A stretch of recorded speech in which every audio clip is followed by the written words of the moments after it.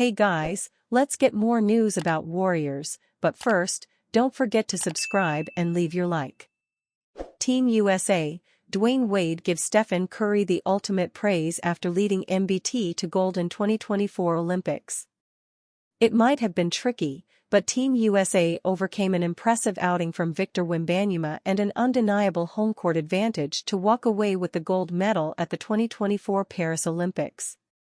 There are multiple reasons why the Americans are going home with the gold.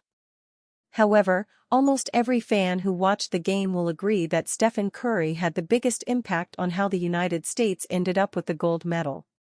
His shooting performance during this game is a continuation of the incredible ability he showcased against Serbia and France during their final two games, shows just how vital Steph has been for the team's gold medal campaign. While everyone is celebrating the team's efforts, one of the pillars of the redeemed team took the opportunity to give Curry his flowers for his now legendary games for the squad. Sports Illustrated's Shandell Richardson wrote about Dwayne Wade's comments about Curry's performance against Les Blues. Wade commented that Chef Curry's clutch performance in the fourth quarter showcased just how vital the future Hall of Famer is to the squad throughout their Olympic run. It allowed some moments like that with Steph Curry, Wade said on the broadcast. He had to put that team away with shots like that.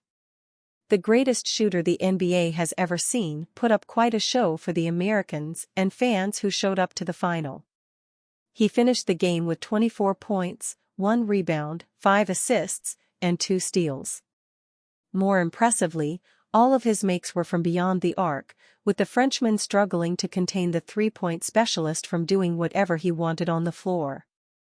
As Curry returns to the Bay to rest up and prepare for the 2024-25 NBA season, fans will be eager to see how the Olympic gold medalist will use his incredible form at the tail end of the games to springboard a strong regular season campaign for the Golden State Warriors. Dimes, missing out on Lauri Markkanen wasn't a mistake by the Warriors.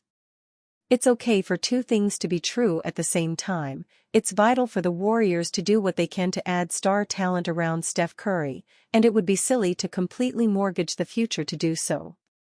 In the NBA, those two ideas are usually, but not always, contradictory.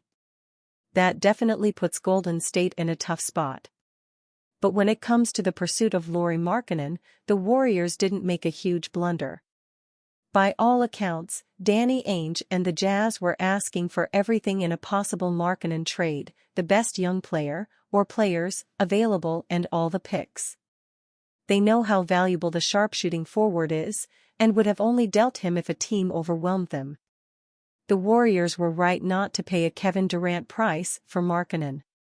Sending Brandon Podziemski and potentially more of their young core, plus any future draft picks and swaps eligible for trades, for Markkanen probably would have left the Warriors no better than where they started for 2024-25 and far creakier for the future. As perfect a fit as Markkanen seemed, the only way trading for him would have worked for the Warriors is if they could add him to a core of Curry, Draymond Green, Podziemski, and Jonathan Kuminga. That was evidently a non-starter. Golden State's intentions are clear, and they're correct. The Warriors made a long-shot bid to get LeBron James last season, tried to acquire Paul George from the Clippers in a sign-in trade, and were in on Markkanen. They know they need to get a number 2 scoring option next to Curry, pronto.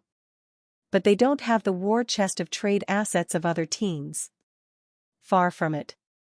Which leaves the Warriors in a familiar place, having dry powder and waiting for the next opportunity of a star player to become available.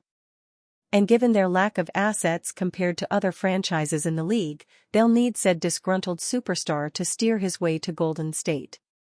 Given the NBA's recent history, that's not impossible. Players under contract demand trades all the time, and they often navigate to their preferred destination. It's not exciting for the Warriors to head into the season with Curry, Green, 10 capable role players including high-upside ones like Podziemski and Kuminga, and the buzzword of optionality. It wasn't the Warriors' first preference. But it is somewhat practical. In terms of team building and asset management, the Warriors deserve criticism. Extending Jordan Poole before they had to was a mistake, although there were obviously extenuating circumstances. Extending Andrew Wiggins was a mistake. There's a case to be made that the Warriors should have made a high-level talent upgrade in the past 2 seasons, perhaps Pascal Siakam, and figured the rest out from there. But the Markkanen pursuit that went nowhere isn't on that list of failures. Warriors should look at former guard as realistic contract offer for rising star. An element of shock has derived from reports of Jonathan Kuminga'S wish for a max contract extension, with very few believing the Golden State Warriors forward has done enough to warrant a 5-year, $224 million deal.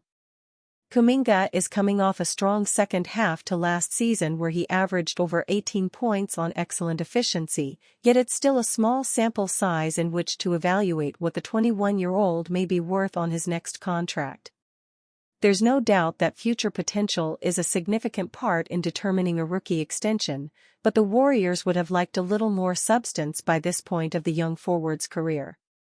Much of that can be blamed on themselves, with the inconsistent playing opportunity offered to him and fellow 2021 lottery pick Moses Moody having been a major storyline over the past couple of seasons. It would be highly surprising if Golden State came to the party on a max extension this offseason, leaving a likelihood that Kuminga could forego a new deal until he enters restricted free agency next year. There should be a middle ground to be found, though, one that's not at the full max level but still a generous deal heavily based on Kuminga's future potential. The last time the Warriors found themselves in a rookie extension situation, they handed Jordan Poole a 4-year, $128 million contract before trading him before it even begun. Poole was a much more proven player heading into his 4th year, having been a key part of Golden State's 2022 championship team. However, on the flip side, you could argue that Kuminga's combination of size and athleticism makes his future potential much more valuable as a multifaceted two-way presence, rather than Poole as a microwave scorer who can often struggle if his shot isn't falling. Current price: Poole's $32 million annually should provide a good basis for Kuminga's contract negotiations. A 5-year, $160 million deal is a reasonable balance between the Warriors taking enough risk for it to prove more than worthwhile from Kuminga's perspective, while the former 7th overall pick acknowledges that he hasn't quite done enough to be worth the full max at this stage. Don't underestimate the optics of this rather than just the money, with Kuminga undoubtedly believing he falls on the same level as the likes of Cade Cunningham, Evan Mobley, Scotty Barnes, and Franz Wagner, who have already signed max deals this offseason. And you, fan? What do you think of the situation of Jonathan Kuminga? Leave your opinion in the comments.